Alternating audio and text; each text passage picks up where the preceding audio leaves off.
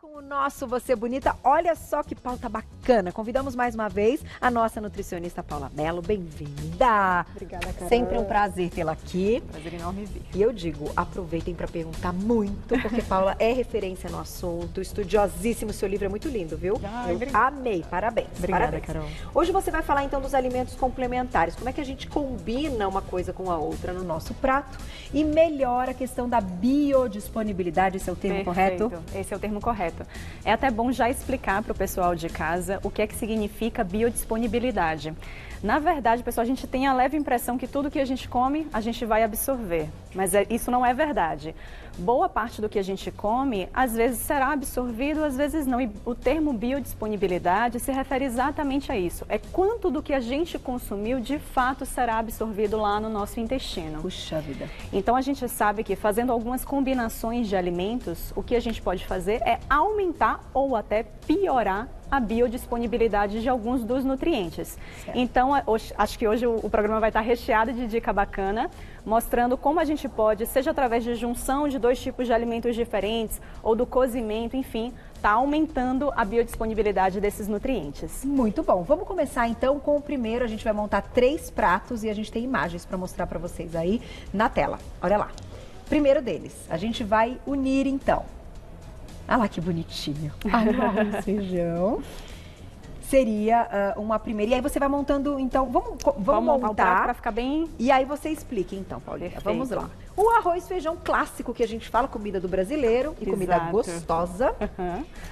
Aqui, bom, vamos começar pelo arroz. Eu acho que, na verdade, não poderia ser uma mistura diferente para falar de primeira. Tá. Aqui a gente não está nem falando muito em termos de aumento de biodisponibilidade do nutriente, mas sim unindo dois alimentos que eles são realmente complementares entre si em relação à proteína. Okay. Porque, Carol, quando a gente fala de proteína presente nos vegetais, essas proteínas elas não são completas.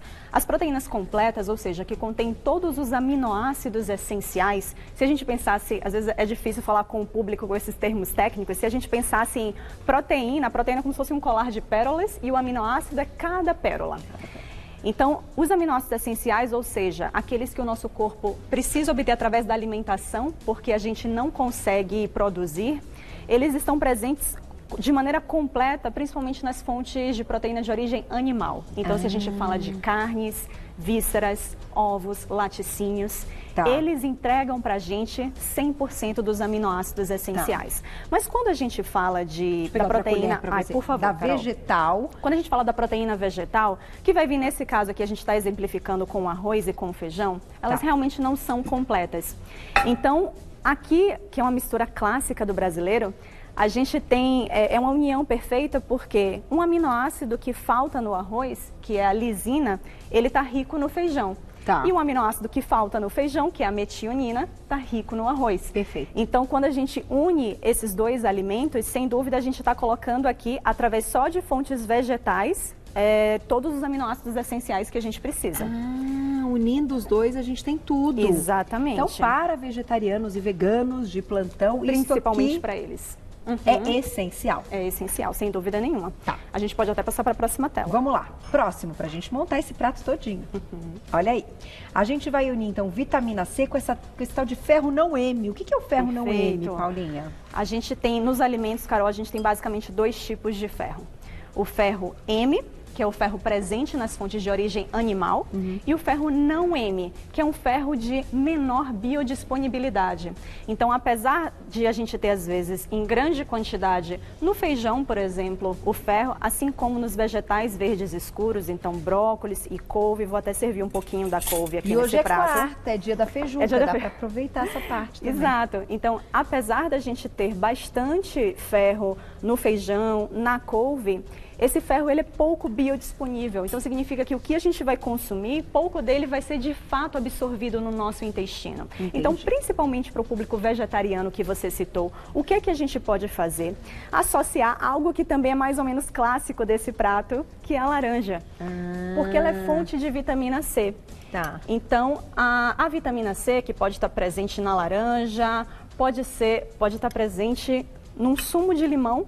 Para quem já pensa assim, nossa, Paula, mas já tem arroz e feijão nesse prato, que é boa, já tem bastante carboidrato aqui, não quero acrescentar laranja, porque vai ser mais carboidrato, mas quero otimizar a absorção do ferro aqui no feijão e na couve. O que é que eu faço?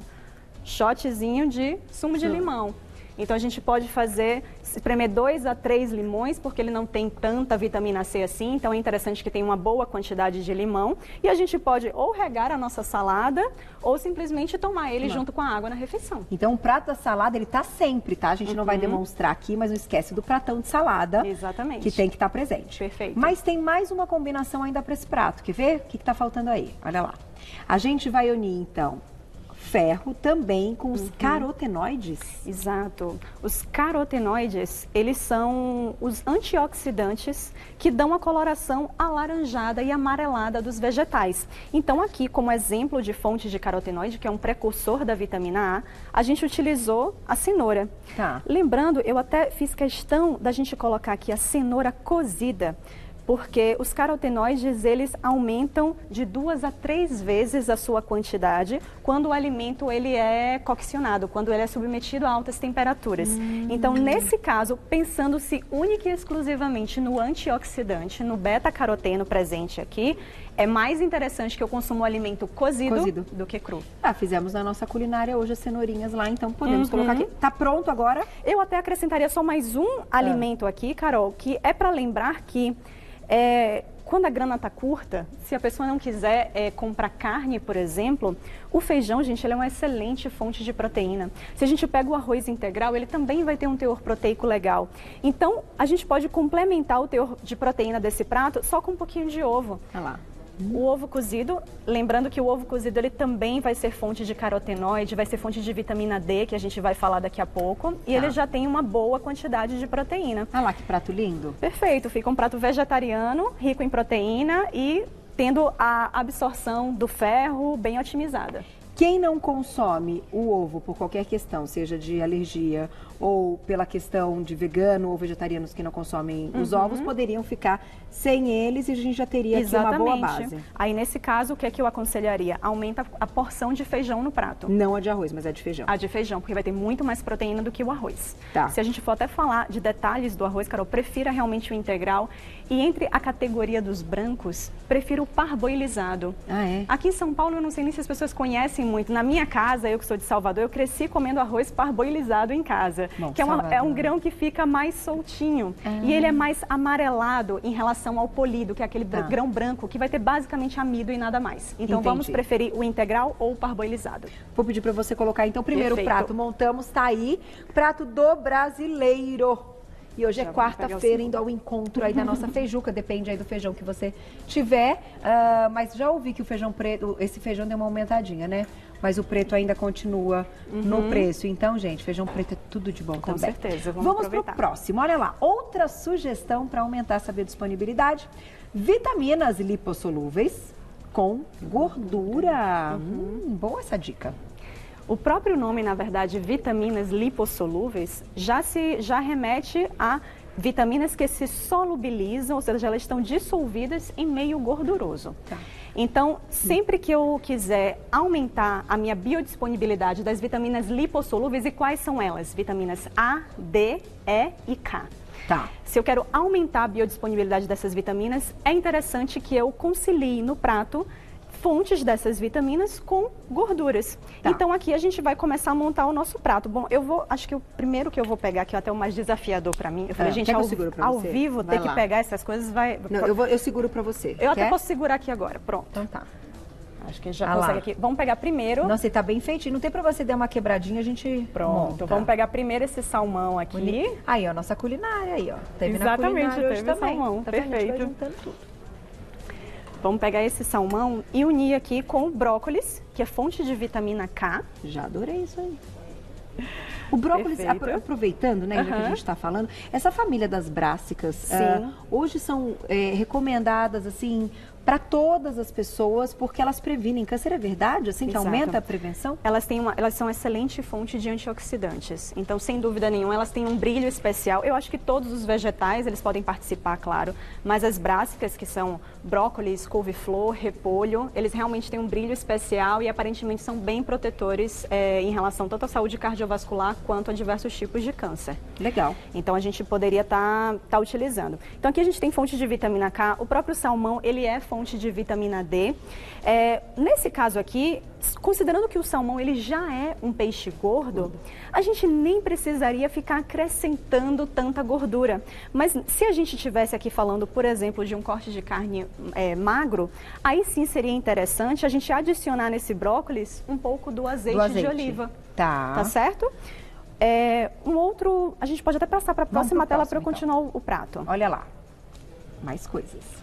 A gente vai usar o tomate, minha paixão, com o azeite. Com azeite de oliva, perfeito. O tomate ele é fonte riquíssima é um dos grupos dos carotenoides também, de um antioxidante chamado licopeno. Então eu vou lá pegar o tomatinho. Ele tá ali, um tomate confitado. Isso, exatamente, Carol. Eu adoro fazer essa receita em casa. O tomate ele fica assim, murchinho. E, gente, fica uma delícia. É super perfumado. Olha, tem folhinha de louro. Aqui chique, a gente fez com louro, com alecrim, lasquinhas de alho. E no final, depois que você consumir esse tomate, observe que ele é bem gordo mesmo. Então ele leva bastante azeite no preparo. E isso é ótimo, porque o que a gente está querendo dizer aqui é justamente que esse azeite, que essa gordura, ela é importante para a absorção do licopeno. Tá.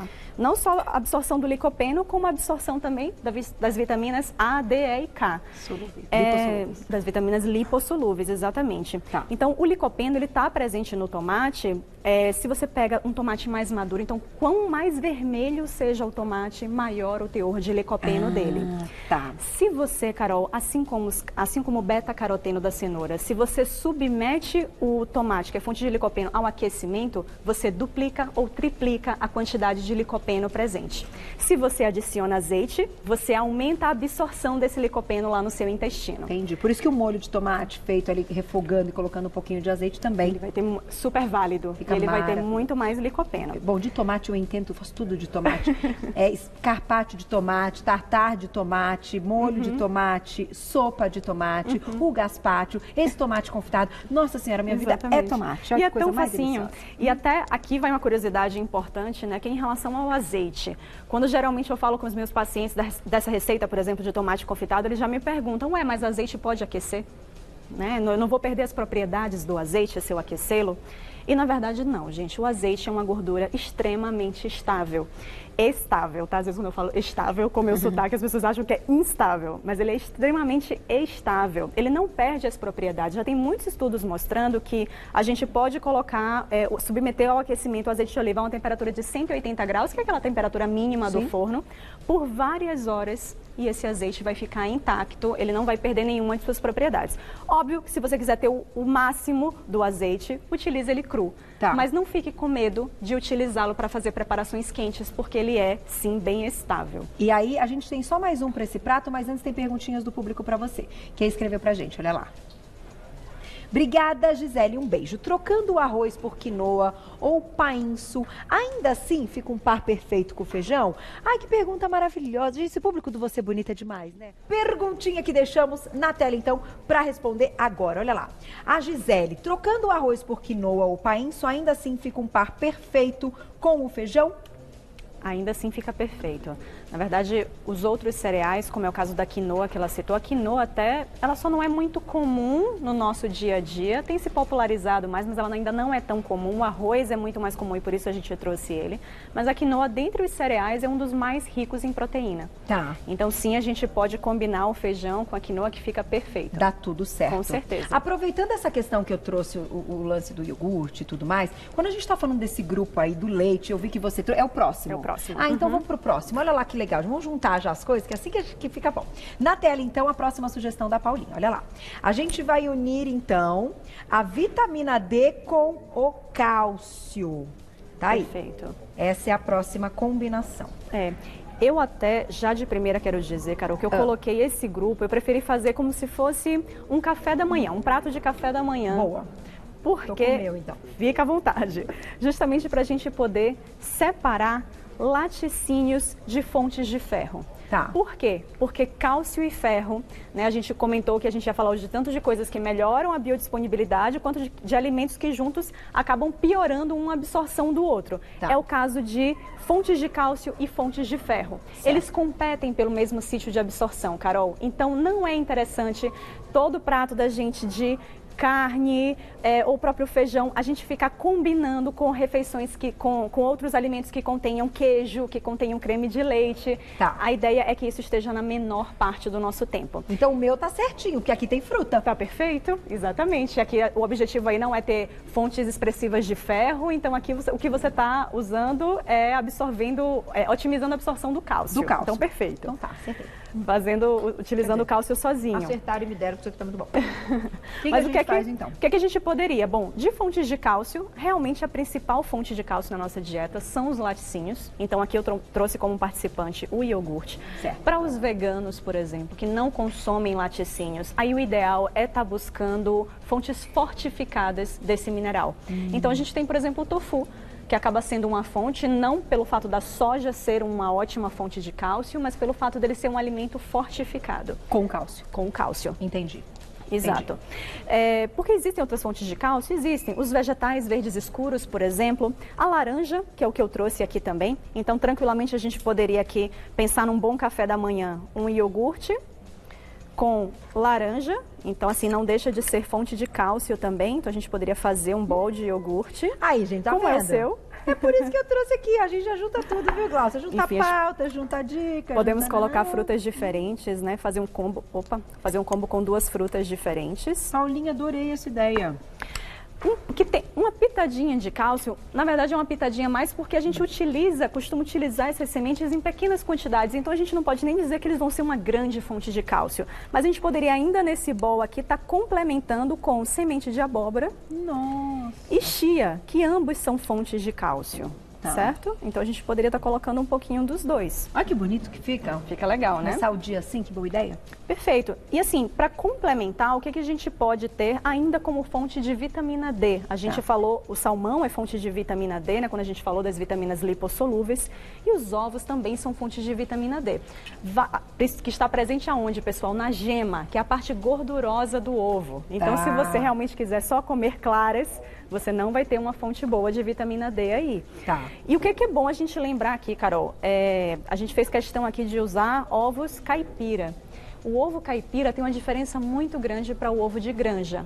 Óbvio que se às vezes a grana está curta e a gente não tem acesso direto a um ovo caipira, se a gente depende do supermercado, que a gente sabe que no supermercado o valor do ovo caipira realmente ele é bem acima do ovo de granja. Se a grana está mais curta, qualquer um dos dois, excelente fonte de proteína, com certeza. Mas se dá para a gente fazer um investimento um pouquinho maior e consumir os ovos caipira, eles têm maior quantidade de vitamina E, eles têm maior quantidade de vitamina A, eles têm 3 a 4 vezes mais vitamina D que o ovo de granja. Sério? Justamente porque as galinhas que colocam o ovo caipira, elas são criadas soltas, então elas se expõem ao sol. Lembrando que o sol, a exposição solar, é a nossa principal fonte de vitamina D. É onde a gente vai formar mais vitamina D. A questão do sol também. Com certeza. Que legal, isso aqui então é um presente para o café da manhã. E esse aqui só pra gente fechar? Eu acho que tá na próxima tela. Então, fechando com o próximo. Olha lá, ai que bonito ainda na bandeja assim, gente. Monta assim a mesa, dá vontade, né? O chá verde e a vitamina C. Perfeito. Aqui para complementar o nosso combo, então, tanto poderia ser o café, que também é fonte de polifenóis, mas a gente colocou aqui o chá verde, que ele é fonte de catequinas, que é um grupo dos polifenóis, que é um excelente antioxidante, e ele vai ter absorção bastante aumentada se a gente combina com o limão, que é fonte de vitamina C. Então, associar chá verde, se você curte chá, faz já com uma quantidade grande de chá verde, coloca algumas rodelas de limão siciliano, espreme um pouco de limão dentro que coisa boa. E consome ele, porque você vai estar otimizando a absorção desses antioxidantes, leva dessas na catequinas. Garrafinha, então, no já leva na garrafa térmica para o dia. Arrasou, Paulinho. Que mesa linda, né? Tá ali, ó. Vou pedir para os meninos fecharem, então, mostrando as possibilidades de almoço, jantar e café da manhã, otimizando, aumentando disponibilidade, economizando, por que não? Porque você deu dicas aí da questão quando a graninha também tá mais curta, a gente tem que pensar nisso também. Mas para saber mais, olha, o trabalho dela é muito legal. Ela é de Salvador, mas você também atende aqui em São Paulo. Lá no Insta, @NutriPaulaMelo, tudo junto. O Melo com 2 L's, @NutriPaulaMelo. Tem um site que é o nutripaulamelo.com.br também para você entrar em contato com ela. Perfeito. Obrigada. Sempre um prazer ouvir suas explicações. Prazer enorme, Adoro o seu Carol. trabalho. Agora...